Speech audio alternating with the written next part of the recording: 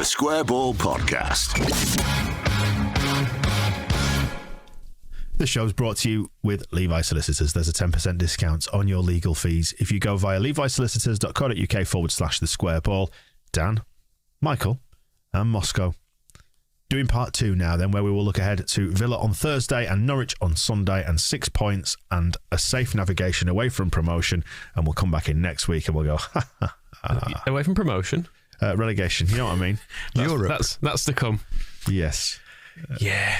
Let's just win these two, eh? That'll just make it all so much easier. I feel like the way this season's going, it's going to be 3 points and another week of neither here nor there. Well, what represents a good outcome from these 2 games? 4?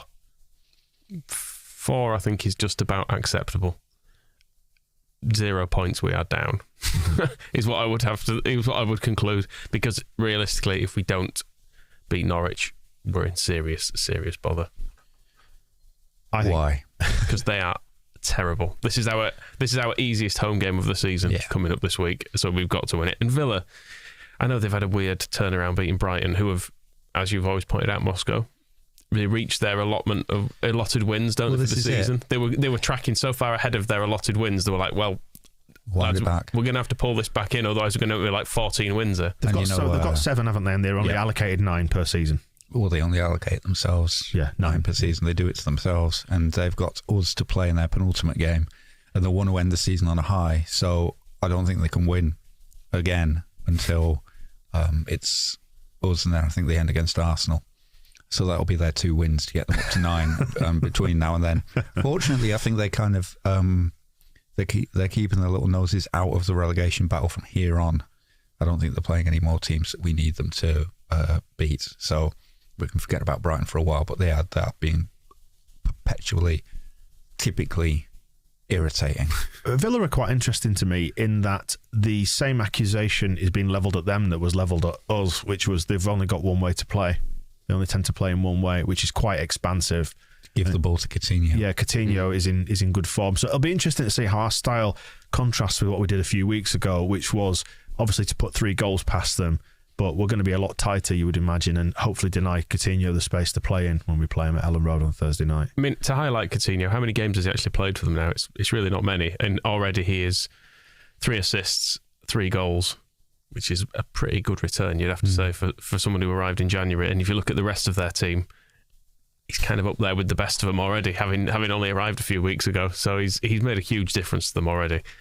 And I think if we can just injure him as quickly as possible, that seems fair. We'll probably be fine. Yeah, it's really irritated me, this, because they've been struggling for the last 3 weeks. There was like 2 defeats, drew with us, beat Everton, but everyone can do that. Drew was scum. Then there was 4 defeats before that, including going out of the FA Cup to scum. So they've not been in brilliant form under Gerrard, and that's with Coutinho involved. And the problem has been, can we have Coutinho and our record signing, Coutinho and Buendia, in the same team?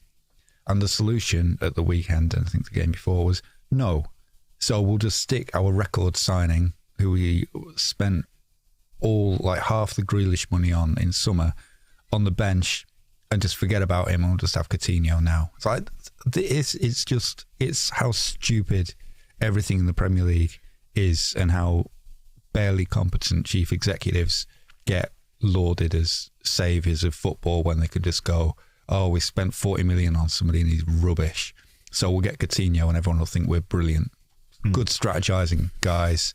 And the thing is, it works, because now Coutinho is tearing up Southampton, and they win that 4-0. And yeah, the route to beating teams 4-0 is to drop the guy that they were building the team around 3 months ago, who they spent a fortune on. And everyone's going like, well, haven't we done brilliantly this season? Well done. I'll tell you what, let's pay ourselves a bonus at the end of the year because we finished 12th. So, against modern football. I have big problems with Aston Villa. Even just Gerrard being there, I think he's not doing anything, is he? Squeaking at them. And that's his whole solution. Trying to put Buendia and Coutinho in the team is too difficult, and Coutinho's his mate. So it's like, I'll just drop the other one. I didn't sign him.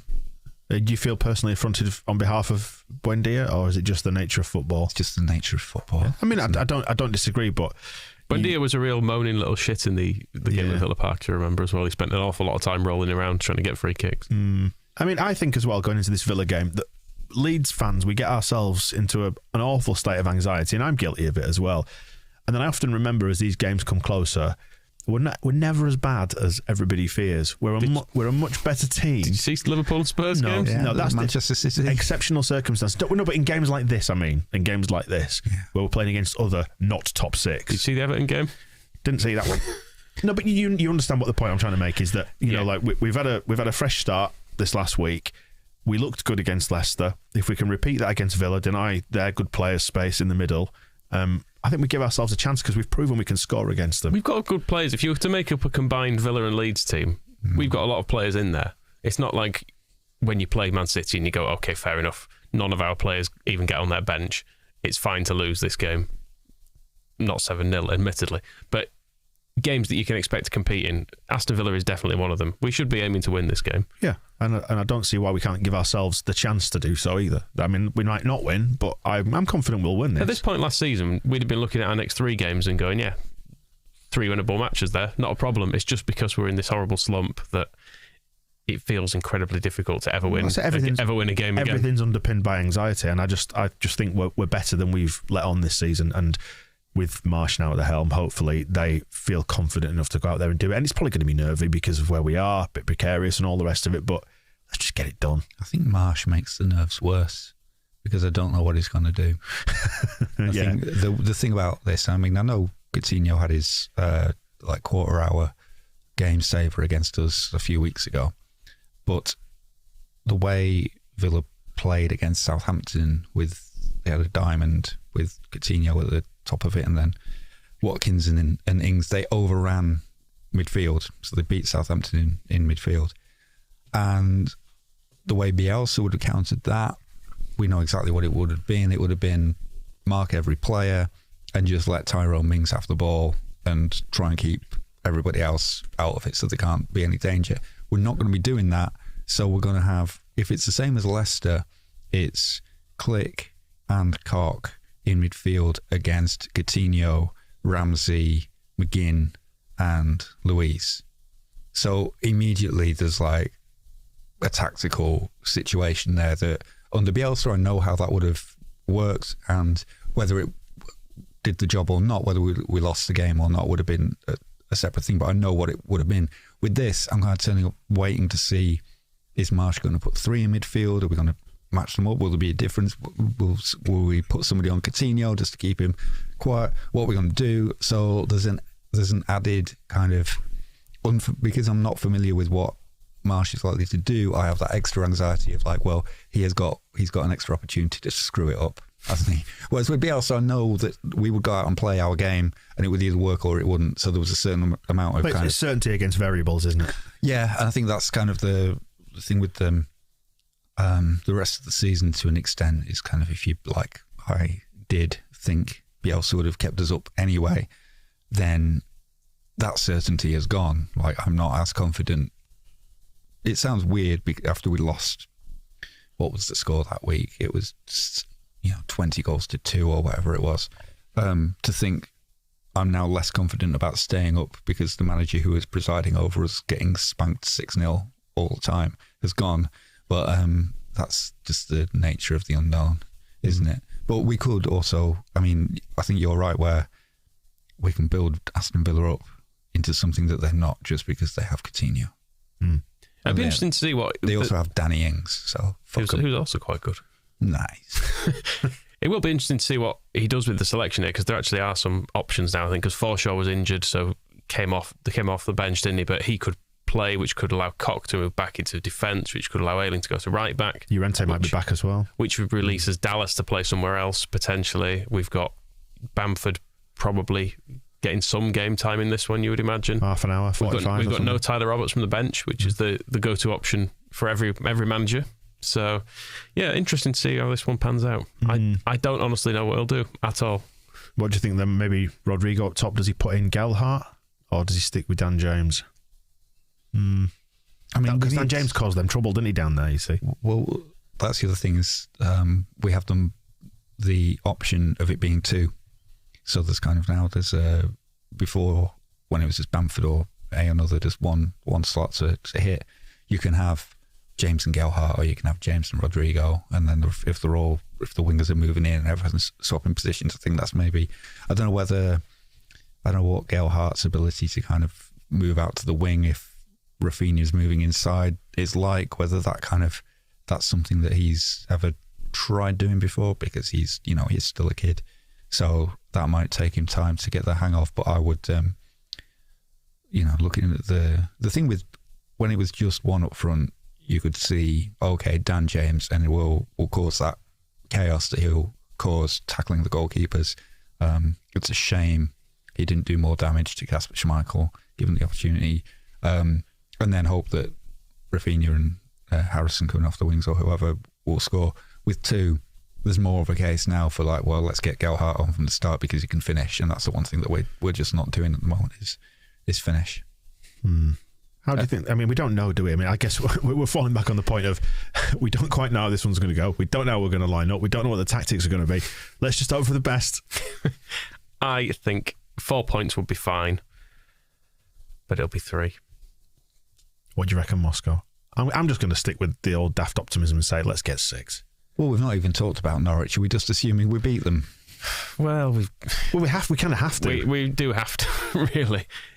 Even if we beat Villa, if we then don't beat Norwich, that'll feel somehow incredibly depressing. Because they're not very good. Because they are shit. Yeah. I think the reason even if Norwich beat us, I don't think they'll win another game all season. So it wouldn't actually be that big a deal. It would just be really depressing. I mean, I think it would be quite a big deal because it'd probably put us in the relegation zone. But what if everybody else loses as well?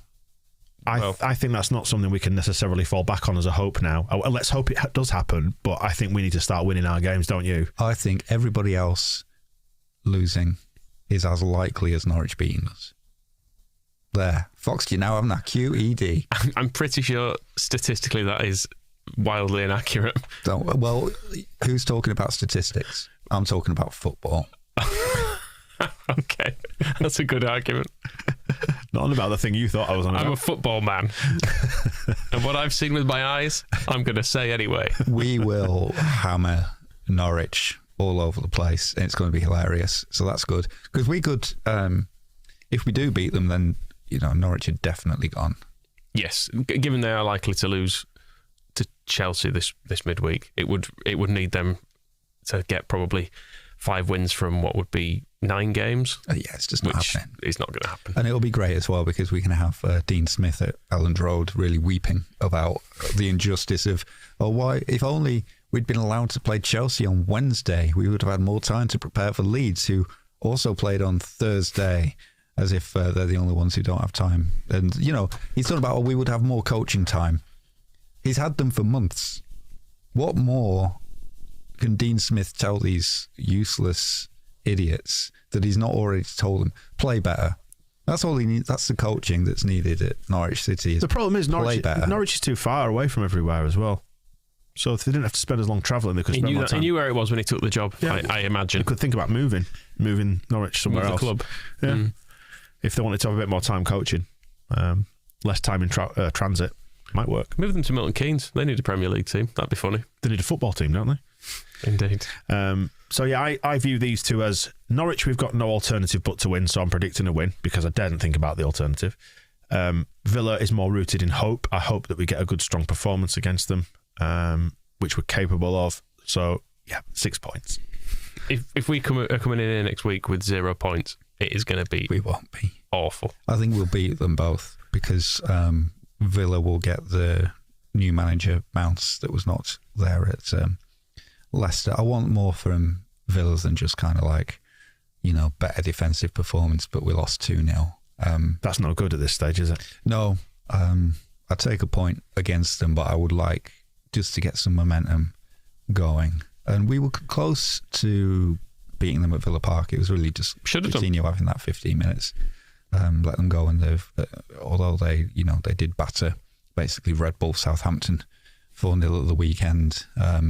We can do. Southampton looked in that game really bad at what they were doing. They've been on a good run of form for ages in terms of like not losing games and picking up results. But Southampton do this though, don't they? Yeah. They just occasionally throw in 9-0s which is an unheard of result, and they've managed 2, haven't they, in the last few seasons? Which they lose 9-0 once a year, and even this year they lost big somewhere, didn't they? Lost 4-0 Liverpool. Suppose everyone loses Liverpool, but they've been in decent form, so they were due this, and it happened. And they did just look tired and like they could be bothered. Like it was just a weird performance, so not necessarily indicative of like a tactical mismatch, I hope.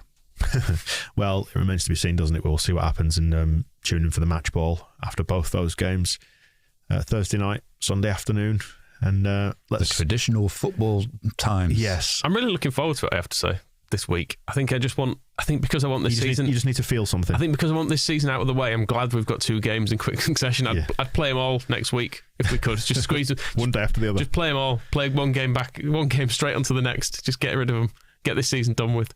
Yes, feeling something in a life where I'm otherwise numb.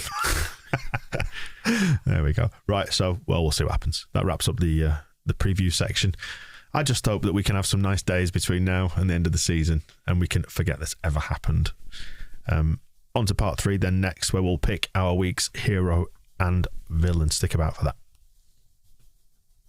The Square Ball Podcast.